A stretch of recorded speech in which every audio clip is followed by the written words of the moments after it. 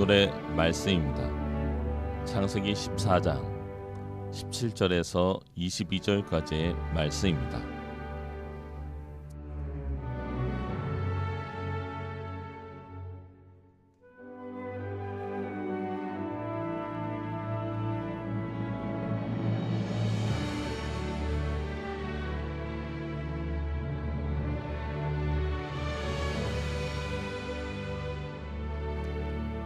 아브라함이 그돌라오멜과 그와 함께한 왕들을 쳐부수고 돌아올 때에 소돔왕이 사회 골짜기 곧 왕의 골짜기로 나와 그를 영접하였고 살렘왕 멜기세덱이 떡과 포도주를 가지고 나왔으니 그는 지극히 높으신 하나님의 제사장이었더라.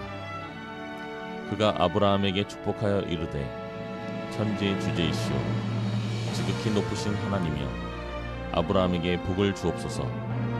너희 대적을 내 손에 붙이신 지극히 높으신 하나님을 찬송할지로다 하매 아브라함이 그 얻은 것에서 10분의 1을 멜기세덱에게 주었더라.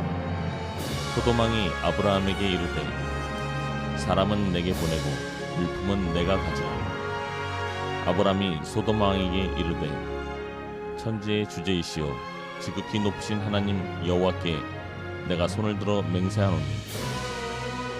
귀하고 아름다운 찬양에 감사드립니다. 오늘도 변함없이 하나님 예배하기 위하여 이 자리에 함께 하신 여러분 모두를 주님의 이름으로 환영하고 축복합니다. 다시 믿음으로 살자라고 하는 살다라고 하는 주제로 돌아왔습니다. 오늘은 이어서 5번째 시간이고요. 말씀의 제목은 믿음은 지극히 높으신 하나님과의 만남이다라고 하는 제목으로 저와 여러분을 향하신 하나님의 마음이 무엇인지 함께 따라가 보도록 하겠습니다. 우리는 아브라함을 찾아오신 하나님을 통하여 고향 친척 아버지 집을 떠나 새로운 인생의 여정을 시작한 아브라함을 따라가고 있는 중입니다. 이 여행은 아브라함이 자신의 계획과 꿈과 목적을 가지고 시작한 것이 아니라 오직 하나님의 말씀 그 다바르를 순종하여 갔던 길이죠. 그래서 우리는 이 여행을 믿음의 여행이라고 말하는 것입니다. 아브라함의 믿음의 여행이 우리에게 중요한 까닭은 그의 믿음의 여정의 모든 발자국마다 하나님께서 믿음의 정의들을 담아 놓으셨기 때문입니다. 그러니 저와 여러분은 아브라함의 그 여정을 통하여 그를 하나님의 사람답게 만들어 가시는 하나님의 신실하신 손길을 발견하시고 그 하나님의 신실하신 손길이 오늘 저와 여러분을 만지고 계심을 확인하셔야 하는 것이죠.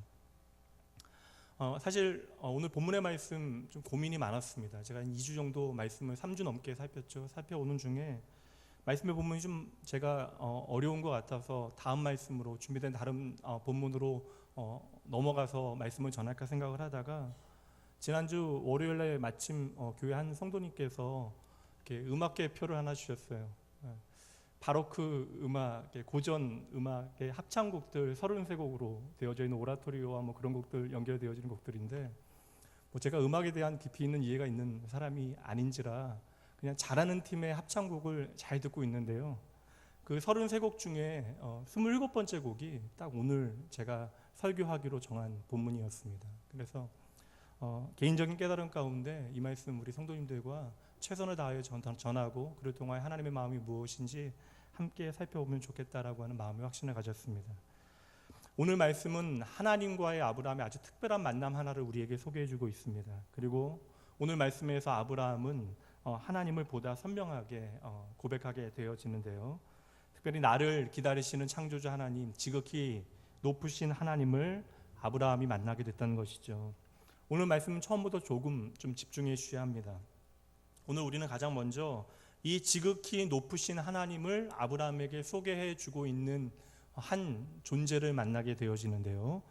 오늘 말씀은 그렇게 길지도 않아요. 본문이 그렇게 길지 않은 본문이고 마지막까지 읽어봤자 24절이면 다 끝나게 되어지는데 24절까지도 아닙니다. 20절까지 말씀해 보면 그렇게 길지 않은 본문 가운데 계속해서 아브라함에게 하나님을 소개하는 이 존재는 하나님을 지극히 높으신 하나님이라고 하나님의 이름을 부를 때마다 지극히 높으신 하나님, 지극히 높으신 하나님이라고 계속해서 고백하고 선포하고 있는 것이죠. 그 말씀이 18절, 19절, 20절, 22절에 반복되어지고 있습니다. 근데 이 지극히 높으신 하나님을 소개하고 있는, 아브라함에게 소개해주고 있는 이가 바로 18절 말씀에 보니까요, 살렘 왕 멜기세덱이라고 말씀하고 있습니다.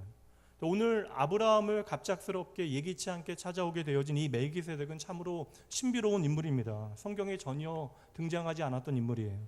그리고 여기서 그가 살렘 왕이라고 이야기하고 있는데, 이 살렘이라고 하는 것은 예루살렘의 준말입니다. 그렇게 생각할 때 이 살렘 왕 멜기세덱이라고 하는 것은 다시 말하면 예루살렘 왕인 멜기세덱이라고 하는 것을 말씀해주고 있는 것이죠. 여기서 문제는 무엇이냐면, 당시에는 예루살렘은 존재하지도 않았던 지명이었다라는 것입니다. 우리가 두 번째 주목해야 하는 것은 이 살렘 왕 멜기세덱이 아브라함을 만나러 올 때 가지고 온 것인데, 여러분 무엇을 가지고 왔죠? 성경에 보니까 떡과 포도주를 가지고 왔대요. 그리고 멜기세덱이 떡과 포도주를 가지고 아브라함을 만나러 온 장소가 중요한데, 17절 말씀에 보니까 왕의 골짜기라고 되어져 있습니다. 이 왕의 골짜기는 지리적으로 감람산과 예루살렘 성전의 중간에 위치해 있는 그러한 골짜기입니다. 신약 성경에서는 이 왕의 골짜기를 기드론 골짜기라고 부르고 있고요. 이 기드론 골짜기에는 여러분과 제가 잘 알고 있는 겟세마네 동산이 있습니다. 겟세마네 동산이 우리의 귀에 익숙하게 들리고 중요한 이유가 무엇입니까? 예수님께서 십자가를 지시기 전날 밤새워 기도하신 곳, 그 기도하시면서 흘리신 땀방울이 핏방울과 같이 흘렀던 그곳이 바로 겟세마네 언덕이죠. 또 중요한 이유는 이 겟세마네 지역이 바로 예수님께서 성만찬을 행하신 곳입니다. 조금 이제 답이 나오시나요? 그러니까 지금 예루살렘 왕이라고 칭하여지는 멜기세덱이 떡과 포도주를 가지고 아브라함을 만나러 온 장소가 훗날 예수님께서 십자가에 달리시기 전날 떡과 포도주를 가지고 성만찬을 행하신 곳이었다라는 사실입니다. 확실히 조금 이상하죠? 조금 더 보도록 하시죠. 멜기세덱은 떡과 포도주를 가지고 나와서는요, 자기가 하나님의 제사장이래요. 그러면서 그 하나님을 지극히 높으신 하나님이라고 지금 소개하고 있습니다. 그리고 아브라함이 멜기세덱과 관계 가운데 벌어지는 일을 보니까 멜기세덱에게 두 가지 중요한 특징을 우리가 발견하게 되어지는데, 짧은 말씀에 참 많은 걸 발견하죠. 첫 번째, 아브라함을 축복하는 것을 통하여 이 멜기세덱에게 뭐가 있다라는 것을 확인하죠. 하나님의 축복권이 그에게 있다라는 사실을 확인하고, 두 번째는 축복을 받은 아브라함이 멜기세덱에게 11조를 바치게 되어집니다. 그러니까 멜기세덱은 하나님께 드려지는 예물을 받을 자격이 그에게 있었다라는 것입니다. 여기까지 잘 안 들으신 분들이 있으니까 제가 정리해 볼게요. 멜기세덱이라고 하는 이 존재는 당시에 존재하지도 않았던 예루살렘 왕이라고 자기를 소개하고 있고요. 둘째, 떡과 포도주를 가지고 왕의 골짜기 겟세마네로 아브라함을 만나러 옵니다. 먼저 찾아왔다라는 거예요. 그리고 이 멜기세덱에게는 하나님의 축복권과 함께 하나님께 드려지는 예물을 받을 권한이 그에게 있었음을 말씀하고 있습니다. 그리고 이렇게 오늘 아브라함을 만난 멜기세덱은 구약 성경에서 영영 사라지고요, 신약 성경에서 한 번 등장하게 되어지는데, 히브리서 말씀에 가보면 이 멜기세덱에 대한 말씀이 있습니다. 히브리서 7장으로 한번 가보도록 하시죠. 제가 1절과 2절은 제가 읽을게요. 이 멜기세덱은 살렘 왕이요 지극히 높으신 하나님의 제사장이라, 여러 왕을 쳐서 죽이고 돌아오는 아브라함을 만나 복을 빈 자라. 아브라함이 모든 것의 10분의 1을 그에게 나누어 주니라. 그 이름을 해석하면 먼저는 의의 왕이요 그 다음은 살렘 왕이니 곧 평강의 왕이요. 함께 읽습니다. 아버지도 없고 어머니도 없고 족보도 없고 시작한 날도 없고 생명의 끝도 없어 하나님의 아들과 닮아서 항상 제사장으로 있느니라. 아멘. 자, 그럼 이제 여러분 확실하게 보이셔야 합니다. 오늘 아브라함에게 갑작스럽게 예기치 않게 나타난 멜기세덱은 누구입니까? 지극히 높으신 하나님의 아들, 영원하신 우리의 대제사장 되신 예수 그리스도이신 것이죠.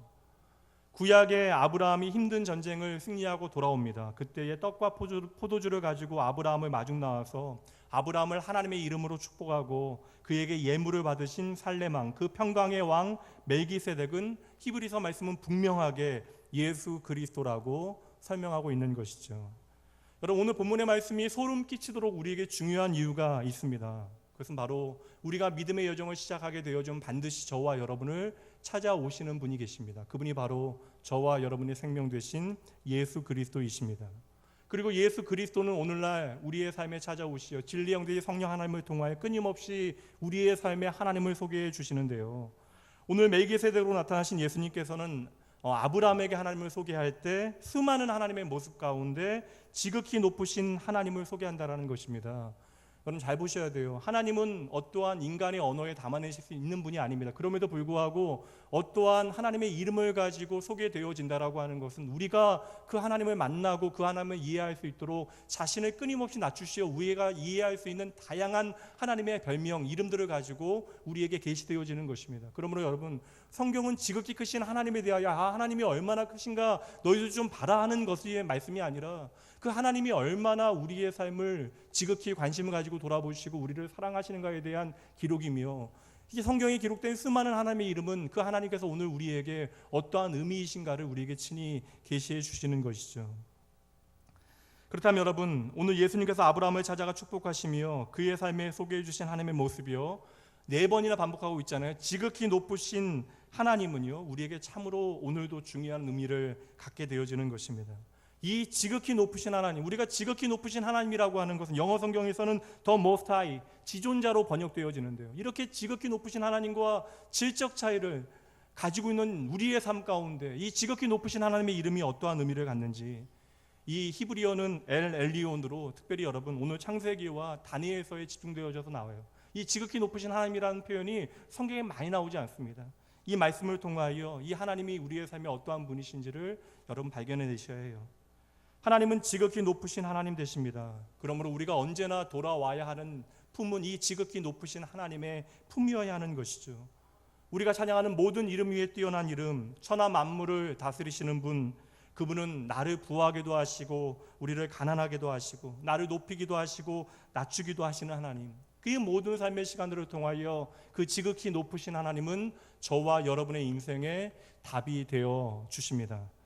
오늘 멜기세덱으로 찾아오신 예수님께서는 이 지극히 높으신 하나님 엘 엘리온이라고 하는 이름으로 아브라함을 축복하고 계시는데요. 그러면 오늘 이 시간에는 이 지극히 높으신 하나님이라고 하는 이름에 담겨져 있는 3가지 중요한 의미, 우리의 삶에 비추어 주시는 하나님의 마음, 믿음의 원리를 함께 차근차근 추적해 보도록 하겠습니다. 첫 번째 원리입니다.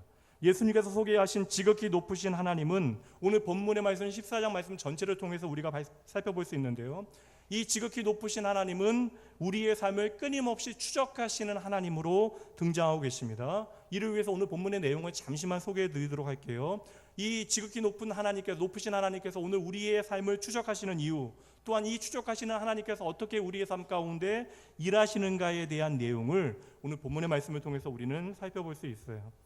당시에 가나안 땅의 그 지형을 둘로 나누면 북쪽과 남쪽으로 나뉘어집니다. 그런데 당시로는 북쪽에 있는 부족들이 힘이 셌습니다. 그리고 북쪽에 가장 강력한 왕권을 나타냈던 왕이 그돌라움의 왕이라고 하는 왕이었는데 그 그돌라움의 왕이 남쪽의 4개 나라의 5개 나라의 왕으로부터 조공을 받게 되어져요. 그래서 12년 동안 계속해서 조공을 받아왔는데 어느 날 남쪽의 나라들이 조공을 바치는 것을 이제 멈추게 되어져요. 그만하게 되어집니다. 그러자 북쪽의 그돌라움의 왕이 북쪽의 3개 나라와 동맹을 맺고 전쟁을 준비하기 시작합니다. 그리고 1년을 기다려요.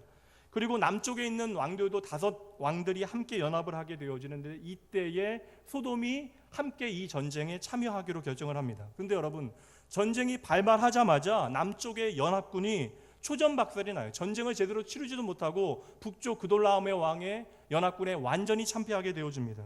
그리고 그때에 소돔에 속해 있었던 아브라함의 조카 롯이 자신의 모든 것을 전리품으로 빼앗기게 되어지고 자기의 모든 가족과 함께 전쟁 포로로 북쪽으로 끌려가게 되어졌던 것이죠. 이것이 바로 오늘 14장 말씀의 배경이 되어지는 것입니다. 지금 살레망 멜기세덱으로부터 아브라함을 찾아오신 예수님께서는 아브라함에게 지극히 높으신 하나님에 대하여 소개하면서 이 하나님을 추적하시는 하나님으로 소개하고 있는 것이죠.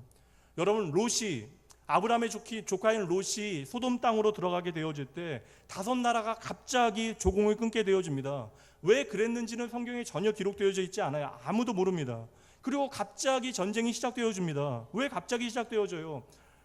이 롯이요 소돔을 바라보면서 그 땅이 너무나 아름다워요. 그 땅이 내게 주어질 것이 너무나 기대되어지기에 이 롯은요, 그 땅이 하나님의 땅인 것처럼 착각하며 그 땅으로 들어가게 되어집니다. 그 땅은 너무나 평화로운 땅이죠. 근데 롯이 그 땅을 선택해서 들어가자마자 갑자기 왜 전운이 감돌기 시작하고 전쟁이 벌어지기 시작합니까? 여러분, 단순해요. 성경이 말하고 있는 원리는 단순합니다. 롯이 소돔을 선택하는 것이 하나님의 뜻이 아니었다라는 것이죠. 롯이 하나님의 택하신 자녀잖아요. 그런데 하나님의 자녀된 롯이 정신 차리지 못하고 죄악의 땅에 살아가며 그것이 전부인 양 그 땅을 사랑하게 되어지니까 하나님께서는 그 죄악의 땅에서 하나님의 자녀된 롯을 건져내시기 위하여 그를 만나러 가시는데, 지금 롯의 눈이 어두워 있으니 롯의 입장에서는 그것이 꼭 나의 인생에 예상치 못하는 큰 폭풍과 같이 다가왔다라는 것입니다. 그 거센 폭풍이 롯에게는 전쟁의 모양으로 다가왔다는 것이죠.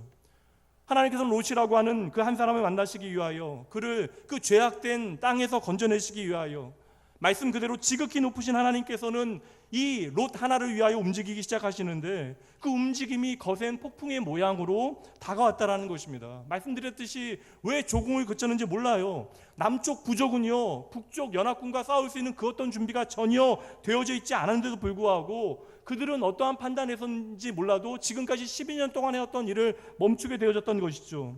일반 역사에 따르면 이것은 그저 부족 간의 그냥 권력 다툼으로 이해되어질 수 있는 전쟁일 것입니다. 그런데 지금 멜기세덱은 지극히 높으신 하나님을 소개하며 그 롯을 추적하고 있는 하나님께서 지금 어떠한 하나님이신가를 말씀해주고 있는 것입니다. 그 지극히 높으신 하나님께서 그 한 사람을 얻어내기 위하여 하나님께서는 때로는 인간 역사에서 벌어지는 전쟁을 통해서라도 당신의 자녀 하나를 끝까지 포기하지 아니하시고 추적하신다라는 것이죠. 그리고 그 하나님은 오늘도 나를 끝까지 추적하시되 그 추적을 통하여 나의 영혼을 건져내시는 하나님이심을 여러분 믿음으로 바라보셔야 하는 것입니다. 성경은 끊임없이 이러한 하나님을 우리에게 소개해주고 있는데요, 신약 성경에서도 예수님께서 친히 하나님이 어떠한 하나님이신지를 우리에게 소개해 주시는 말씀이 있습니다. 유명한 누가복음 15장 말씀에 보면 일명 탕자의 비유라고 하는 것이 등장하는데요, 둘째 아들이 아버지의 마음을 전혀 헤아리지 못하고 아버지 유산을 미리 받아, 아버지가 강건하심에도 불구하고 아버지 유산을 미리 받아 가지 않아야 할 곳에 가서 지 마음대로 허랑방탕하게 자신의 삶을 살아갑니다. 그런데 그 아들의 삶에 갑자기 폭풍이 몰아닥쳐요. 그렇게 잘 살던 나라에 갑자기 기근이 흉년이 닥쳐옵니다. 그런데 마침 돈을 다 탕진한 그 아들에게는 당장 먹을 수 있는, 도움을 청할 수 있는 방법조차 없는 것이죠. 그래서 돼지가 먹는 사료조차도, 쥐엄 열매조차도 먹을 수 있는 여력이 그에게 없습니다. 그때서야 탕자가 처음으로 아버지를 생각하게 됐던 것이죠. 폭풍이 다가와요. 사람들은 그것을 자연현상이라고 이야기합니다. 그런데 아버지는 그 폭풍을 통하여 누구를 데려오십니까? 집 떠난 자신의 아들을, 나의 마음을 헤아리지 못하는 그 아들을 집으로 데려왔던 것이죠. 그저 세상을 향하여 나아갔던 그 아들의 인생의 방향을 바꾸어 내시는 것입니다. 그 하나님이 바로 지극히 높으신 하나님이라고 멜기세덱은 우리에게 소개하고 있는 것이에요. 그 지극히 높으신 하나님께서는 자신을 배반하고 떠난 그 아들 하나를 데려오기 위하여 자신이 행할 수 있는 모든 일을 다 하신대요. 때로는 폭풍과 같이 몰아치는 기근을 통해서 그 아들이 하나님께로, 아버지께로 돌아오게 하시는 것이죠. 여러분, 여기서 우리가 봐야 할 것은 분명합니다. 자기 자녀를 결코 포기하지 아니하시는 하나님 아버지의 마음이 여기에 담겨져 있는 것이죠. 그 지극히 높으신 하나님, 지극히 크신 하나님께 아무것도 아닌 우리가 천하보다 귀하다라고 하는 이 하나님의 말씀을 우리는 귀 기울여 들어야 하는 거예요. 그리고 이 하나님의 약속의 말씀을 오늘 저와 여러분을 향한 하나님의 약속의 말씀을 붙잡게 되어질 때 우리는 이 하나님의 마음을 붙잡고 다시 우리의 삶의 모든 형편에서 일어날 수 있게 되어지는 것이죠.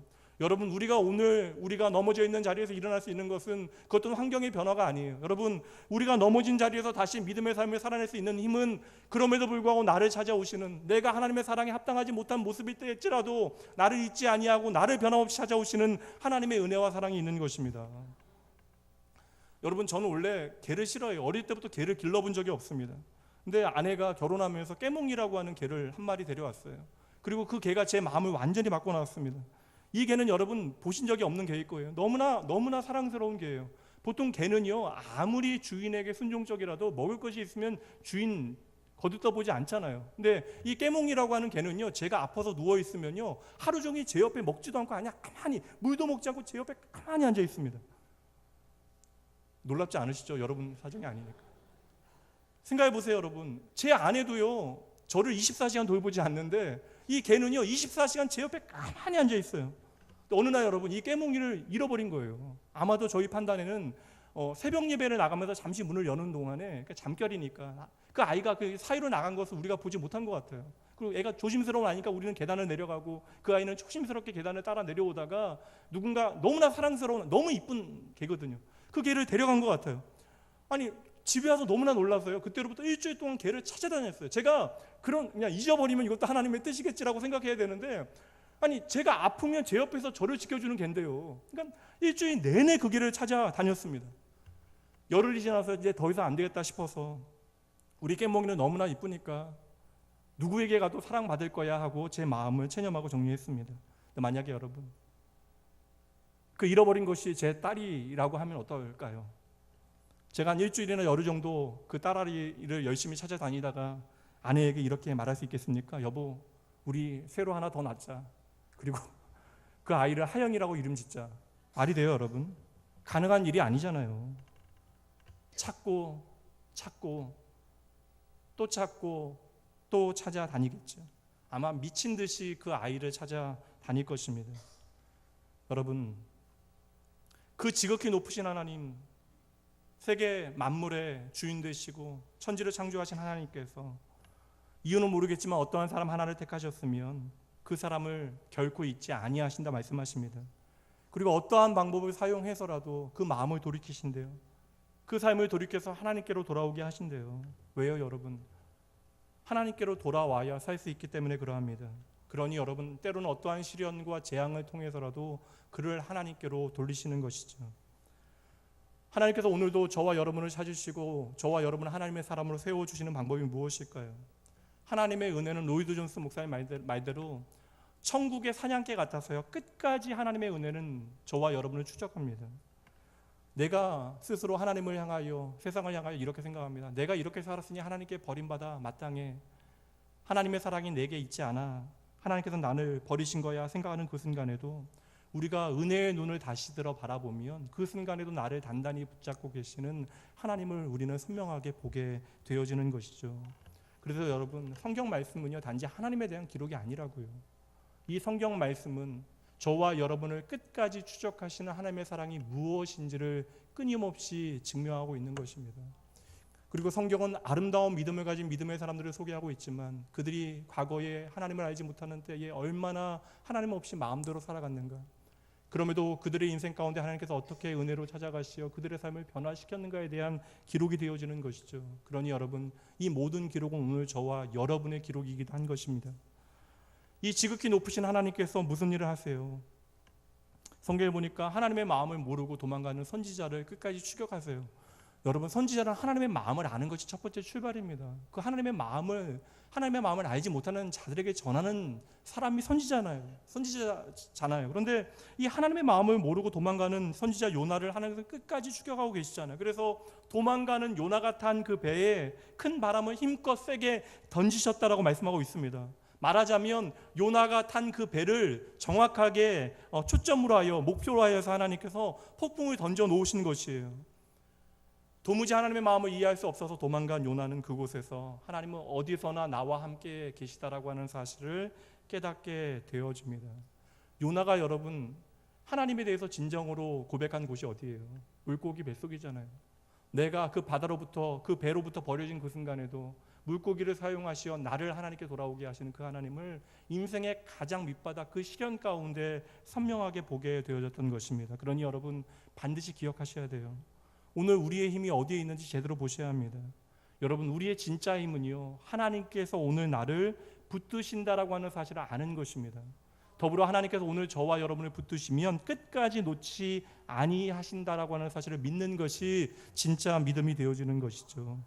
여러분, 그러므로 때때로 우리의 삶 가운데 기근과 폭풍이 몰려올 수 있어요. 많은 사람들이 그 가운데 하나님을 향하여 원망합니다. 그러나 여러분, 그 모든 기근과 폭풍은 결국 지극히 높으신 하나님께서 바로 나의 아버지로 찾아오시는 소리입니다. 여러분, 하나님은 자기 백성을 결코 포기하지 않으십니다. 이것이 우리의 가장 확실한 믿음의 능력이 되어지는 것이죠. 자녀를 버리는 부모가 없어요. 자녀가 도망가도 부모는 끝까지 그 자녀를 쫓아갑니다. 하나님께서는 이 창조의 원리를 통하여 하나님의 마음을 우리에게 알리시는 것이죠.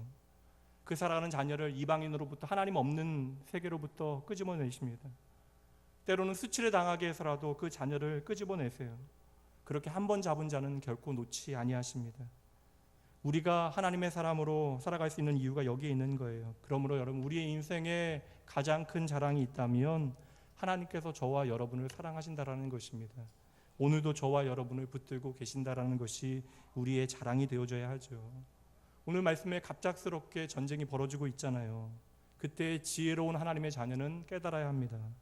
내 마음대로 살려고 하는 나의 고집보다 나를 살리시려는 하나님의 고집이 더 크다라고 하는 사실을 제대로 아셔야 합니다. 그래서 아브라함은 지혜로운 것이 인생의 폭풍이 몰아칠 때마다 그의 삶의 방향을 돌이켜 하나님께로 돌이켜 가게 되어져요. 근데 오늘 말씀의 롯은요, 폭풍이 와도 돌이키지 않아요. 하나님께서 그를 구원하시기 위해서 아브라함의 집에서 길려진 318명, 그러니까 집에서 그냥 훈련한 318명의 가병을 동원하여 말도 안 되는 승리를 거두게 하시잖아요. 그를 통하여 롯과 그의 가족을 구원해 내신 것입니다. 그러면 깨달아야 하는데 롯은 어떻게 해요? 구원을 맛본 다음에 다시금 소돔 땅으로 기어 들어가 버린 것이죠. 그랬더니 그 다음엔 하나님께서 유황불을 몰고 그의 삶에 찾아오셨던 것입니다. 사랑하는 성도 여러분, 하나님께서는 당신이 택한 그 백성을 끝까지 추적하시어 불러내시는 지극히 높으신 하나님이신 것을 반드시 믿으시기 바랍니다. 두 번째, 예수님께서 오늘 우리에게 소개하시는 지극히 높으신 하나님은요, 우리의 인생이라고 하는 배 위에 선장이 되어 주시겠대요. 우리의 인생의 주관자 되어 주신다고 말씀해 주십니다. 오늘 본문의 말씀 20절에 보면 너희 대적을 내 손에 붙이신 지극히 높으신 하나님을 소개하고 있습니다. 멜기세덱으로 나타나신 예수님께서 무엇이라고 하나님을 소개했다고요? 지극히 높으신 그 하나님께서는요, 너희의 대적을 너희의 손에 붙이셨대요. 그러니 여러분, 지금 아브라함은 기적과도 같은 승리를 맛봤잖아요. 그렇게 돌아오고 있는데 무엇을 말씀하시는 것입니까? 아브라함의 승리는 전략과 전법이나 병참의 승리가 아니었다라는 것이죠. 여러분, 이미 그 전에 말씀에서 살폈습니다. 그 나라의 연맹군도 전쟁에서 패배했어요. 단번에 패배했습니다. 그 막강한 그돌라움의 연합군을 어떻게 집에서 길리운 가병 318명이 싸워낼 수 있을까요? 318명을 말씀하고 있는 것은 이 전쟁은 도무지 가능한 전쟁이 아니었다라고 하는 사실을 우리에게 말씀해주고 있는 것이죠. 이처럼 여러분, 절대 이길 수 없는 그 싸움을 이기고 돌아오는 아브라함에게 예수님께서는 찾아오시어 이 전쟁 뒤에 서 계신 크신 하나님에 대하여 말씀해주고 계시는 것입니다. 그 보이지 아니하시는 지극히 높으신 하나님께서 아브라함의 전쟁을 대신 싸워 주셨다라고 하는 말씀이에요. 이 전쟁의 승리를 통하여 그 가나안 땅에 아브라함의 이름이 높아집니다. 말도 되지 않는 기가 막힌 전리품들을 가득 챙겨서 돌아오고 있는 길이에요. 그런데 멜기세덱 되신 예수님께서는 그 모든 승리의 이유를 말씀하시잖아요. 이 승리의 이유는 너로부터 시작된 것이 아니라 지극히 높으신 하나님 때문이란다.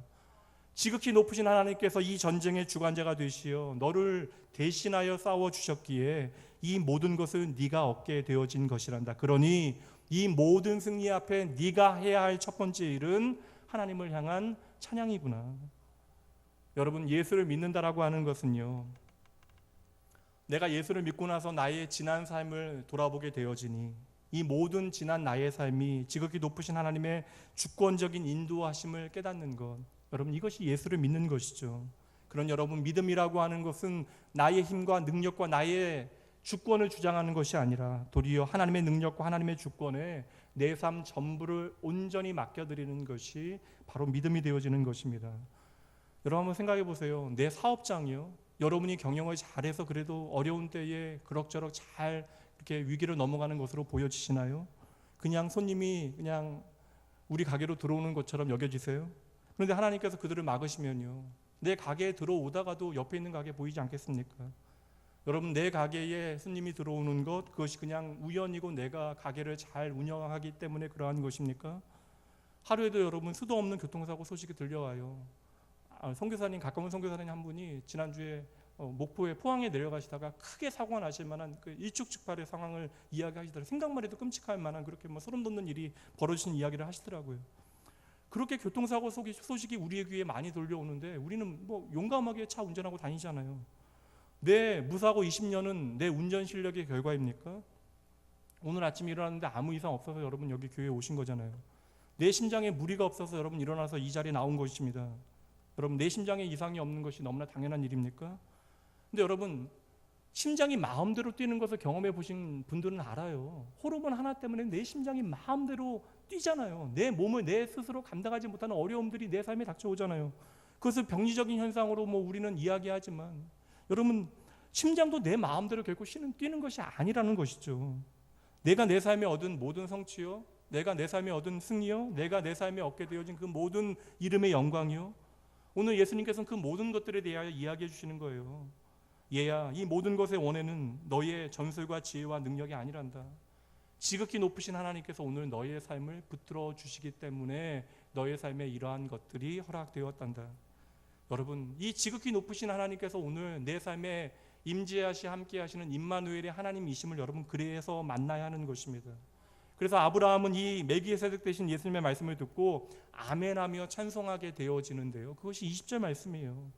너희 대적을 내 손에 붙이신 지극히 높으신 하나님을 찬송할지로다 하며 아브라함이 그 얻은 것에서 10분의 1을 멜기세덱에게 주었더라. 아브라함은 이 승리와 영광이 나의 것이 아님을 깨닫게 되어져요. 이 모든 것이 하나님의 주권적인 섭리이며 은혜인 것을 깨닫고 아멘합니다. 그 아멘의 고백이 바로 11조로 드려진 것이죠.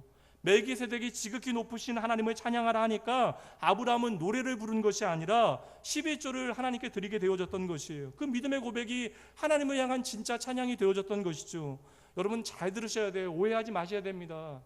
시험 들지 마셔야 돼요. 11조가 돈입니까? 아니에요, 여러분. 11조는요, 내 삶의 현장에 변함없이 나를 추적해 오신 하나님께서 내 삶의 배후에서 내 삶을 책임지고 계신다라고 하는 사실이 믿어질 때 우리가 그 믿음으로 아멘하게 되어지는 것이 바로 11조입니다. 여러분 한번 생각해 보세요. 11조가 내 인생에 걸리기 시작한 그 순간을요, 11조가 마음에 걸리는 사람이요, 예수 믿은 지 얼마 되지 않은 사람 말고요, 내가 예수를 오랫동안 믿어옴에도 불구하고 11조가 내 삶에 걸리는 이유는요, 먹고 사는 문제가 실상은 긴급한 사람들이 아닙니다. 이 11조가 내 삶의 돈으로 보여지니까, 내가 의지할 수밖에 없는 어떤 조건으로 보여지니까 이 11조라고 하는 단어가 내 삶에 불편하게 다가오는 것이죠. 그러나 내 인생의 진짜 주관자, 살아계신 하나님이 누구이신가를 제대로 보는 사람에게는 이 11조는 언제나 나의 신앙의 고백이 되어지고 하나님을 향한 찬양이 되어지는 것입니다. 저희 집 주인이 저희 집에 월세를 받으러 왔습니다. 그래서 저와 제 아내와 제 딸이 일렬로 서서 집주인에게 말해요. 당신이 저희가 사는 집의 주인인 것이 저희는 참으로 행복하고 자랑스럽습니다. 당신이 우리 집의 주인인 것을 저희는 큰 기쁨과 또한 기쁨과 감사의 이유로 생각합니다. 저희의 모든 감사를 받아주세요. 그때 집주인이 저에게 뭐라고 이야기하겠어요? 목사님 불쌍하다는 뜻이 아니에요. 지금 예를 드는 거잖아요. 제가. 뭐예요, 여러분? 그러면 그 집주인이 저의 그 모든 감사의 표현을 들은 다음에, 저희 가족의 감사의 표현을 들은 다음에 뭐라고 얘기하겠어요? 월세 주세요 얘기하겠죠. 여러분 이해가 가십니까? 여러분 믿음의 세계를 그저 보이지 않는 하나님의 나라로만 이해하시면 안 돼요. 하나님의 나라는 보이지 않는 하나님의 나라보다 오늘 이 시간에 하나님의 주권을 통하여 우리 가운데 임하시는 하나님의 나라임을 믿음으로 바라보셔야 하는 것입니다. 이제 이해가 가셔야 돼요. 이 모든 승리와 영광과 전리품 아버지의 것입니다. 아버지가 하신 일이고 아버지께서 이루신 일입니다. 아버지 나의 찬양을 받아주세요. 그러한 아브라함의 진정한 고백이 바로 11조였다라는 것이죠. 여러분 믿음이라고 하는 것은 그냥 뜬구름 잡는 저 하늘에 달려있는 이야기가 아니라 형이상학적인 어떠한 고백을 그치는 것이 아니라 우리의 현실이 담아져야 하는 것이고요, 우리의 실제하는 고백으로 우리가 하나님을 향하여 살아드려야 하는 삶의 이야기인 것이죠. 여러분 우리가 얼마나 쉽게 고백합니까? 모든 것이 하나님의 은혜입니다. 저는 하루에 10번도 더 그렇게 고백하는 것 같아요. 모든 것이 하나님의 은혜입니다. 저의 기도는 언제나 하나님의 은혜입니다라는 고백으로 시작되어지지만 너무나 쉽게 고백되어지는 우리의 입술의 고백과는 달리요, 언제나 내 삶의 모든 것의 주인이 나인 것처럼 착각하고 살아가는 것이 우리의 실제 이야기일 때가 얼마나 많이 있습니까? 사랑하는 성도 여러분, 날마다 하나님의 주권적인 섭리를 깨닫고 하나님께서는 그렇게 크신 분임에도 불구하고 우리의 작은 삶 가운데 찾아오시어 우리와 동행하심으로 주권적인 그 인도하심을 통하여 하나님께서 우리를 향한 하나님의 사랑을 보이실 그때에 여러분 하나님을 향한 진정한 아멘과 찬양이 여러분들 가운데 가득하게 주님의 이름으로 축복합니다. 마지막이요, 우리가 지극하신 하나님, 그 지극히 높으신 하나님을 만나게 되어지면 우리는 우리의 인생 가운데, 이 세상 가운데 진정 자유하게 되어져요. 더 정확하게는 우리는 물질의 자유함을 경험하고 누리게 되어집니다. 여러분, 우리의 삶에 중요한 원리 하나를 발견하셔야 돼요. 답 하나를 찾아내셔야 됩니다. 내가 11조를 잘 드리는데 내 삶이 잘 풀리지 않는다라는 분들은 오늘 말씀을 잘 보셔야 됩니다. 우선 말라기로 가볼게요. 말라기에 보면 11조에 대한 중요한 말씀이 하나 나오는데요. 말라기 3장 10절부터 13절이요. 제가 먼저 읽습니다. 12절까지만 볼게요.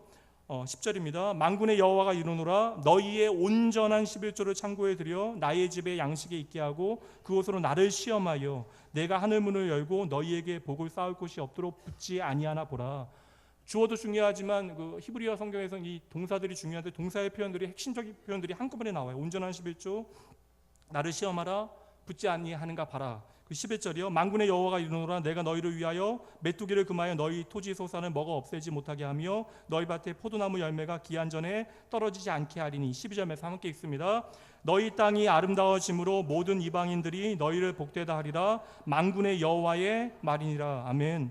제가 이 말씀을 아무리 비판적인 사고력을 가지고 꼬아서 읽고 또 읽어봐도요, 하나님을 주인 삼고 내 인생의 주인이 하나님이심을 마음 다해 고백하며 11조하는 인생을 하나님께서 책임지신다라고 하는 말씀 이외에 다른 말씀으로 이해하기가 어렵네요. 하나님을 시험하지 말라는 것이 하나님의 법인데 오늘 말씀에서는 11조에 대한 말씀 가운데 나를 시험해 봐라라고 말씀하시고, 그리고 그를 통하여 하나님에 대한 사랑이 실제적으로 우리의 삶에 어떻게 나타나야 하는가를, 우리가 진짜 사랑하는 것이 무엇인가를 보게 하시는 하나님의 말씀 앞에서 저는 이런저런 생각, 내 마음에 드는 모든 의심도 접어두고요, 이 말씀을 하나님의 말씀으로 믿겠습니다. 한 젊은 집사님께서 사업을 시작하면서 11조 생활을 하기 시작해요. 처음에는 20만 원, 30만 원, 100만 원. 근데 액수가 커지니까 부담이 되잖아요. 제가 몇 주 전에 젊은 제자였는데 사업을 해서 좀 성공을 했어요. 근데 이제 성공을 해서 뭐 하나님이 귀하게 감당하고 좋긴 한데, 성공하고 이제 사업 잘 되고 사업이 많이 커졌으니까요. 그러니까 좋겠다. 너 돈 많아져서 좋겠다라고 제자니까요. 청년부 제자였으니까.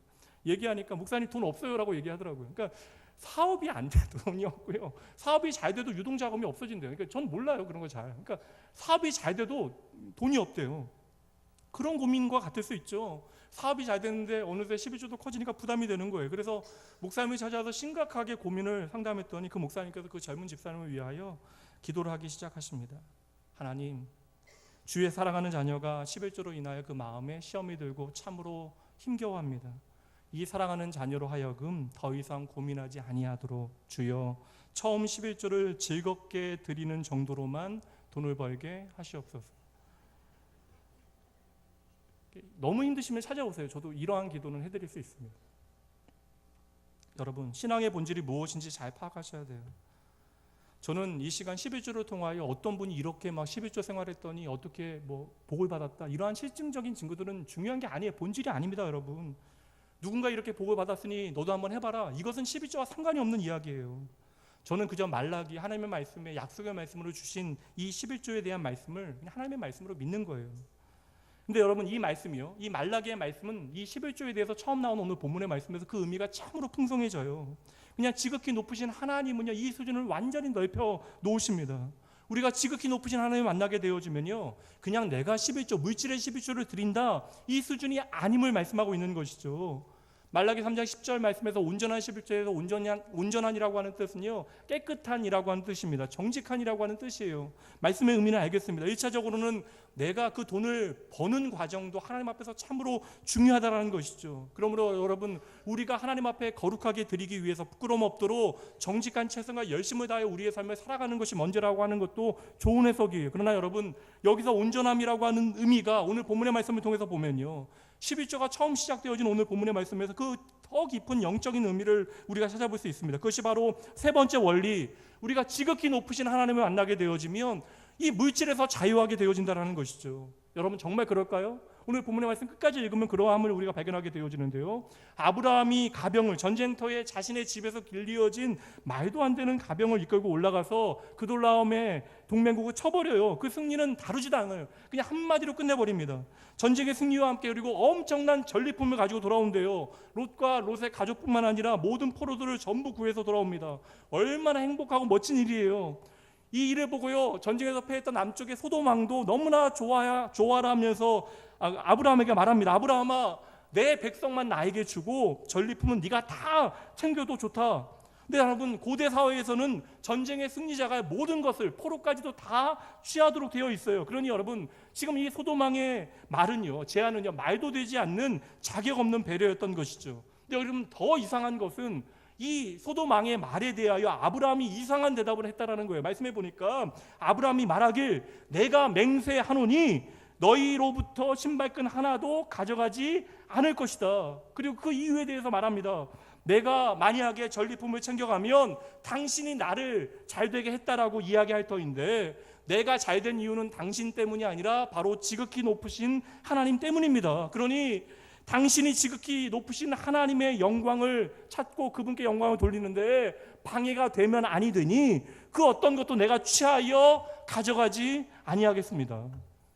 하나님께만 돌려지어야 하는 그 영광이 소돔 왕에게 돌아갈까 봐 아브라함은 신발끈 하나도 취하지 않겠다라고 말하는 것이죠.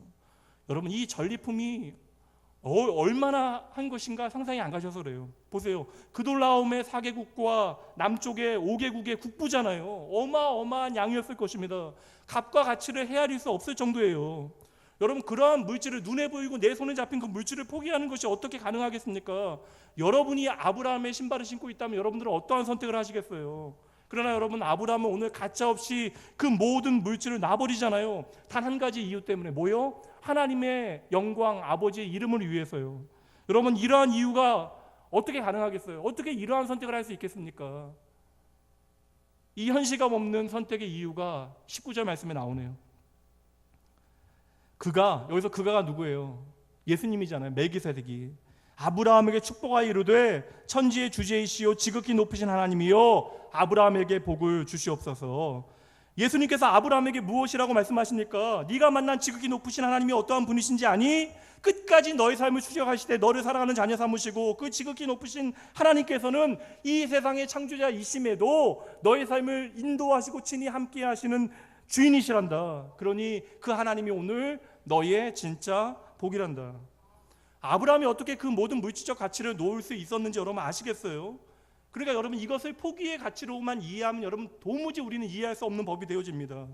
아브라함은 지금 자신의 삶에 허락되어진 모든 물질적인 가치를 포기하고 있는 것이 아니에요.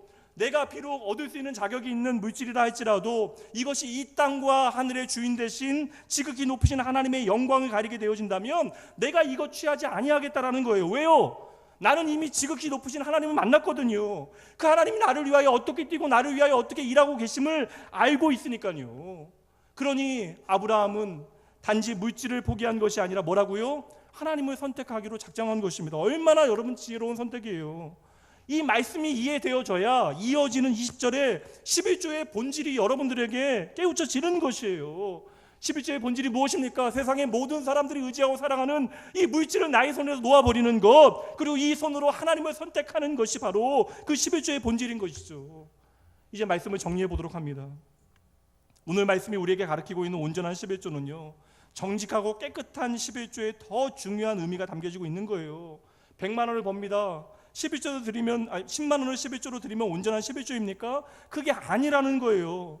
온전한 11조는요, 100만 원을 벌어 11조를 10만 원을 드림으로 지극히 높으신 하나님께서 나를 어떻게 추적하셨는가, 그 사랑으로 나를 어떻게 돌보셨는가에 대한 그 믿음을 하나님의 사랑 앞에 고백해내며 그 하나님의 신실한 사랑을 내가 믿는다라고 하는 그 선포 가운데 더 이상 나의 삶 가운데 하나님보다 중요한 것은 없습니다라고 이 세상 가운데 선언해내는 것이죠. 여러분, 우리가 11조 아니 10의 2조 10의 3조 그 반을 띄어서 하나님 앞에 드린다 할지라도 여전히 우리가 하나님보다 이 세상의 물질을 더 사랑한다면, 그리고 세상의 다른 것들을 더, 세상의 재화와 자원을 더 얻기 위하여 내가 하나님 앞에 무언가를 투자하는 의미로 11조를 드린다면 그것은 하나님 앞에 드려지는 온전한 11조가 아니라는 거예요. 그것은 그 순간으로부터 돈의 가치 이상이 아니라는 것입니다. 이 땅에 내 마음을 온통 다 빼앗겨 버렸어요.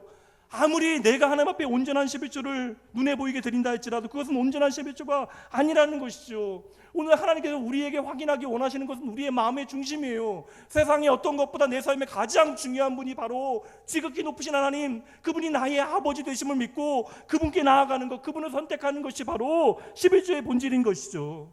그러니 여러분, 온전한 11조는 내가 그렇게 갈망하던 이 땅의 모든 것들을 하나님 앞에 내려놓을 수 있는 힘을 가진 사람들에게만 주어지는 축복임을 믿으시기 바랍니다. 결코 하나님의 주권적인 섭리를 믿지 못하는 사람은요, 온전한 11조를 드릴 수 없는 것이에요. 여러분, 뻔하고 뻔한 돈 이야기가 아닙니다. 11조는 돈의 이야기가 아니라 하나님을 향한 내 삶의 예배이고 찬양의 이야기가 되어지는 것이죠. 이 땅을 끝없이 사랑하게 되어지면 여러분, 우리가 100만 원, 1000만 원, 1억을 드린다 할지라도 그것은 온전한 11조가 되어질 수 없는 거예요. 지극히 높으신 하나님께서, 여러분, 우리는 아브라함보다 더 선명하게 지극히 높으신 하나님께서 저와 여러분을 위하여 이루신 일을 눈으로 보았습니다. 우리의 마음으로 깨달았잖아요.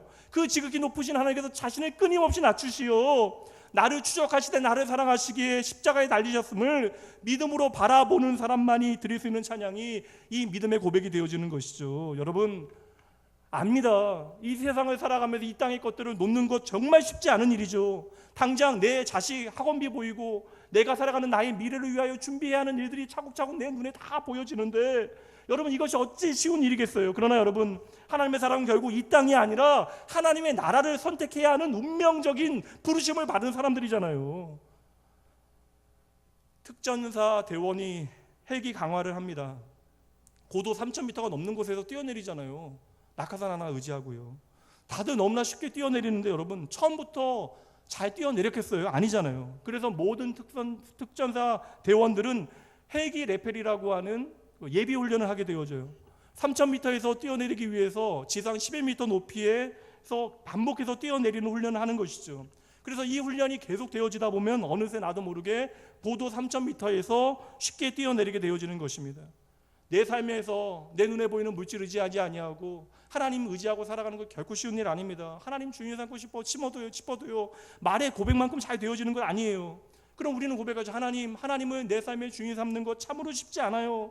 내가 지극히 높으신 하나님을 아직 만나지 못했나 봐요. 여러분, 11조가 우리의 삶의 신앙 고백 되어지고 축복이 되어지는 이유는요, 이것이 우리 인생 가운데 더 좋을 수 없는 헬기 레펠 훈련이 되어지기 때문에 그러한 것입니다.